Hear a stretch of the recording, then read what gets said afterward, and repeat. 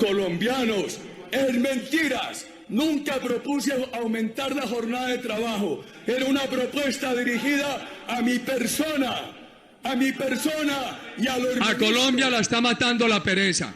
Nunca propuse... Lo que tenemos que hacer en modificación de jornada de trabajo es recortar la jornada de sueño, es recortar la jornada de vacaciones, es recortar la jornada de festivos.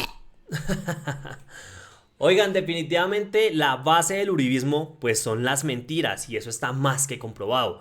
Para nadie es un secreto que el entonces presidente Álvaro Uribe Vélez, hoy líder de la oposición en Colombia y del partido de oposición Centro Democrático, fue el encargado de eliminarle varios derechos a millones de trabajadores en diferentes partes del país. Esto con la excusa o el argumento de apoyar al empresariado y de que de esta manera se crearan más empleos. Esto nunca sucedió según datos del Banco de la República y puede ir a consultarlo la oposición entera, puede ir a consultarlo Cabal, el Polo Polo, Miguel Uribe, para que vean que pues, no solamente es porque se está diciendo acá, sino porque estos son datos reales y pueden consultar otras fuentes. Ahora bien, la ministra de Trabajo del gobierno Petro, Gloria Inés Ramírez, y por supuesto el presidente Gustavo Petro, vienen planteando un proyecto en el Congreso de la República de reforma laboral que será presentado, radicado esta semana y que pretende, que tiene el objetivo de devolverle esos derechos al pueblo trabajador, de dignificar la labor de millones de personas en Colombia. Obviamente esto va a generar un montón de polémica, pero ¿cuáles son los puntos más importantes de esta reforma laboral? Les cuento.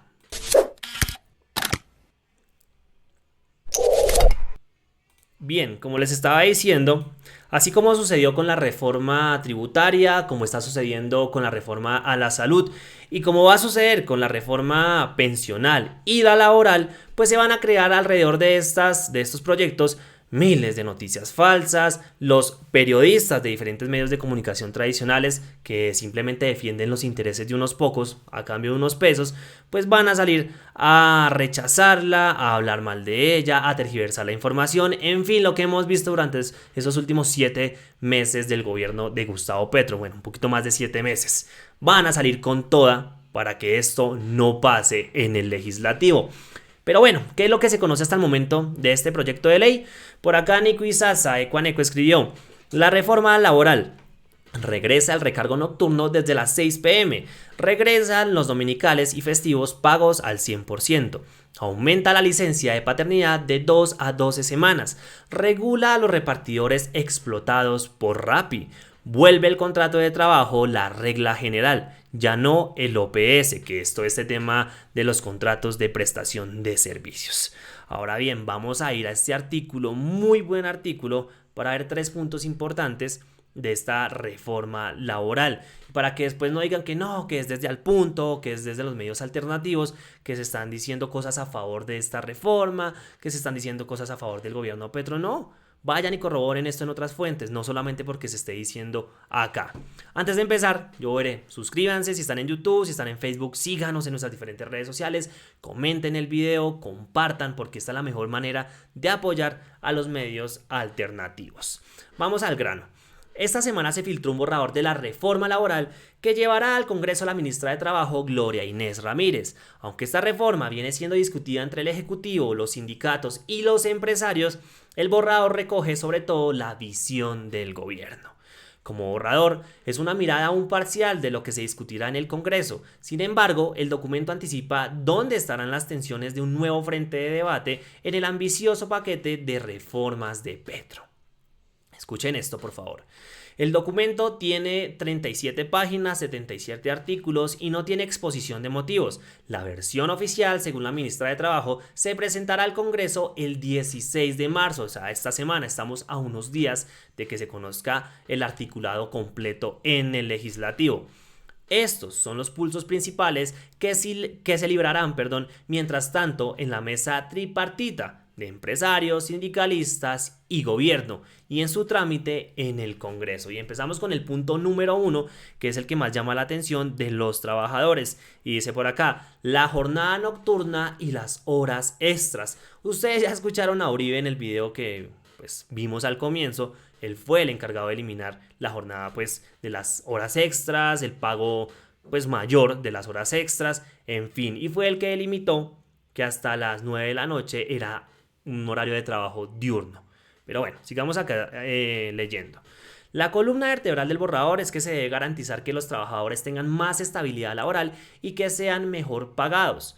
La medida principal es cambiar la jornada laboral y el costo de las horas extras.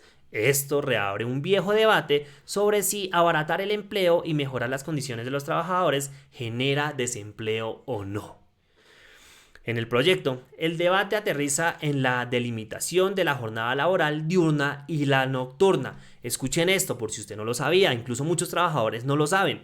La diurna hoy en día, ¿sí? Actualmente en este 2023, marzo de 2023, es entre las 6 a.m. y las 9 p.m., que fue lo que dejó Álvaro Uribe Vélez.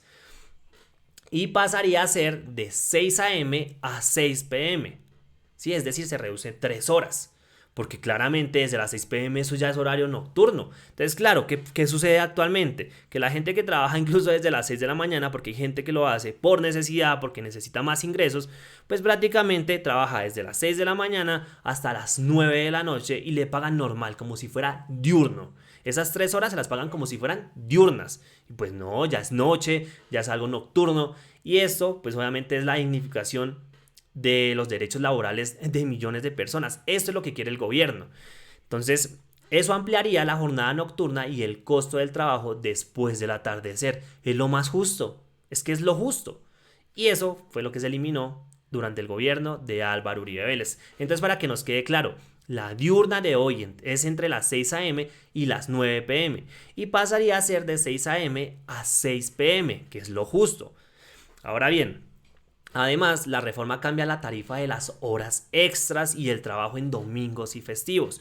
Por cada día trabajado, hoy le pagan a la persona lo que vale un día entre semana, más un recargo del 75%. Esto es actualmente, pero el proyecto Petro, que la ministra Gloria Inés plantea en el borrador, ese recargo sería del 100%, es decir, pagarle más al trabajador, que es lo justo. Bueno, es decir, que pagarían más plata por las horas extras. Ahora bien, acá empiezan a decir los uribistas y otras personas, no, pero si se le paga más al trabajador, pues las empresas van a tener que emplear más recursos para los salarios y pues ya no van a haber más empleos, esto va a afectar a los empresarios. Esta medida se tomó en el gobierno de Álvaro Uribe Vélez y no funcionó, no se crearon más empleos, simplemente se enriquecieron unos pocos, se llenaron los bolsillos unos pocos a costilla de los trabajadores, no se crearon más empleos y acá es lo que dice la silla vacía. El argumento de los gremios como ACOPI, que es el de las MIPYMES, y FENALCO, que es el de los comerciantes, es que esos cambios que trae la reforma podrían encarecer la mano de obra hasta un 30%. La reforma, por acá yo resalté, la reforma modifica la ley 789 que fue aprobada en el gobierno de Álvaro Uribe en 2002. Esa norma hizo cambios en el Código Sustantivo del Trabajo y uno de sus principales objetivos era hacer la contratación más barata, escuchen esto, para los empresarios, sobre todo a los del sector comercio y turismo, que son los que emplean más personas para que trabajen de noche y los fines de semana, pero ya vemos que hay otras industrias que pues también emplean a gente en la noche. No solamente estos dos sectores. En ese momento quedó establecido en la ley que el sacrificio de los trabajadores se justificaba para la creación de nuevos trabajos, lo que les estaba diciendo. Pero eso nunca pasó, y no lo estoy diciendo yo, lo está diciendo la silla vacía. Y será un argumento potente en el debate. En un artículo académico publicado por el Banco de la República, encontraron que con esos cambios no se contrató más gente como se esperaba, sino que pusieron a los empleados a trabajar más horas. La precarización y la explotación del trabajador. Eso es lo que les encanta a algunos empresarios. Tampoco vamos a meter en la bolsa a todos. Incluso hay un parágrafo de la ley 789 de 2002 que dice que después de 2 años de que se firmara la ley, se debía verificar si esas medidas sirvieron para crear más empleos. Y si no era así, tenían que hacer modificaciones. ¿Ustedes creen que se hicieron modificaciones? Obviamente no. Pero eso no pasó. Ni se crearon más empleos, ni se cambió la norma. Y esto continúa así. ¿Ven por qué el miedo de algunos empresarios cercanos al uribismo que les encanta explotar a los trabajadores? ¿Ustedes en serio le creen? O pues si ustedes no son gente pues cercana al gobierno, sino más bien opositores, ¿ustedes de verdad creen que al uribismo y a esa oposición inteligente ¿Les importan los derechos de los trabajadores? No, y está más que demostrado. O sea, vean lo que estamos leyendo y lo que estamos conociendo. En fin, importante punto. Segundo, el contrato a término fijo y el indefinido. El gobierno busca reducir a su mínima expresión los contratos a término fijo. La idea de Ramírez, la ministra de Trabajo, que viene del sindicalismo, es dignificar el trabajo.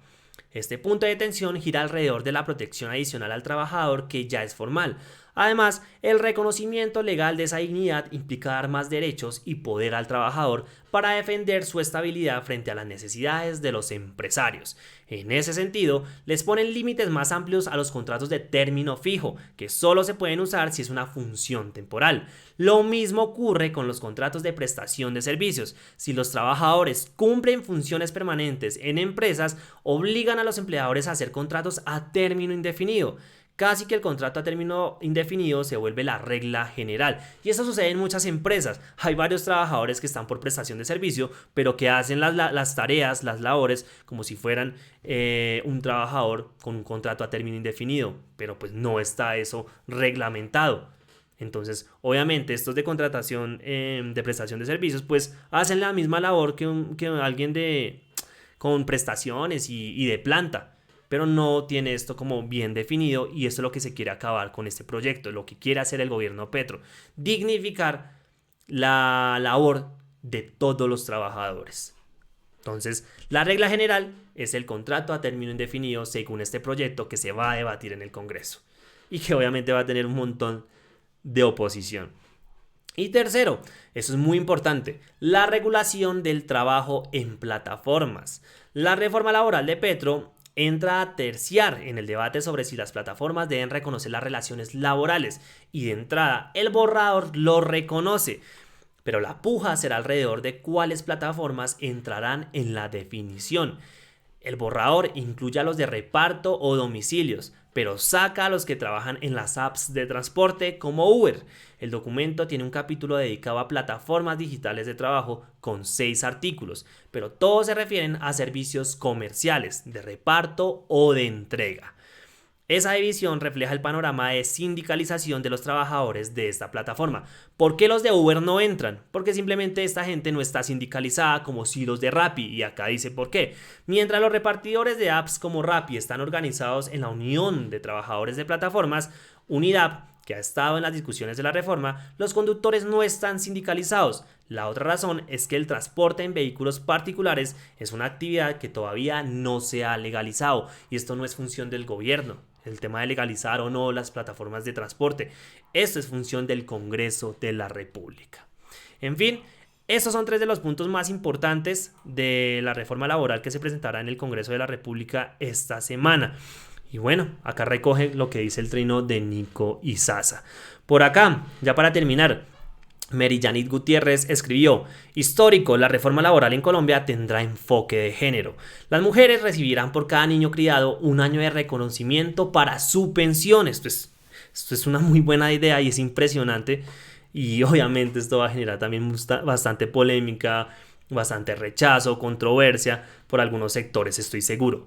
Por fin un gobierno reconoce luchas de las mujeres e incorpora cambios normativos sustanciales. Nosotros consideramos que debe haber una compensación al trabajo del cuidado, pues estamos trabajando para que se incluya un reconocimiento a las mujeres por cada hijo criado, por lo menos un año de reconocimiento para su pensión en su estado de vejez.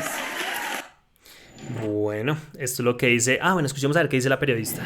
Según los técnicos del ministerio, lo que significa esto es que si otra vez llega a ser aprobada esta reforma en el Congreso de la República, las mujeres que han tenido hijos, 1, 2, 3 o la cantidad que hayan tenido, entonces se les va a ver reconocidas las semanas del año, 52 semanas de reconocimiento laboral. Es decir, para el ministerio esto es un trabajo del cuidado y por eso se le reconoce para su pensión o para cuando llegue ya a la edad de pensión. Bueno, vamos a ver qué sucede con esta reforma laboral que tendrá su lugar de discusión en el Congreso de la República y que se va a radicar esta semana. Ya veremos. Si están en alguna otra plataforma, los invito a seguirnos en nuestras diferentes redes sociales, en Al Punto. Si están en YouTube, yo veré, no olviden suscribirse, comenten el video, compártalo porque esta es la mejor manera de apoyar a los medios alternativos. Nos vemos en una próxima entrega.